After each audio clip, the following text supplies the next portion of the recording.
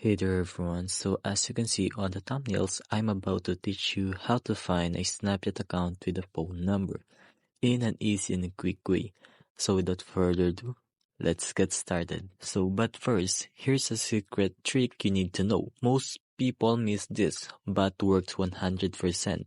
So step 1, open your Snapchat app and log in if you are not already. Go to your profile by tapping your Bitmoji in the top left corner. And scroll down and tap Add Friend. Now tap All Contacts. You will see a list of your phone numbers saved in your contacts that are using Snapchat. So let's say you see only 5 people here right now. And here's a secret trick. Now go to your phone's contact app. Add the phone number of the person you want to find on Snapchat. Just save it like a normal contact.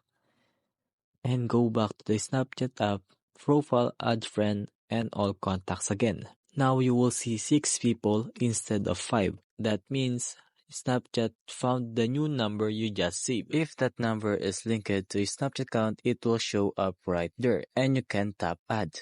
If it doesn't show up, the number might not have a Snapchat or their account is hidden from phone number search. So that's it. Now you know how the secret trick to find the Snapchat accounts using just a phone number. Thanks for watching and take care.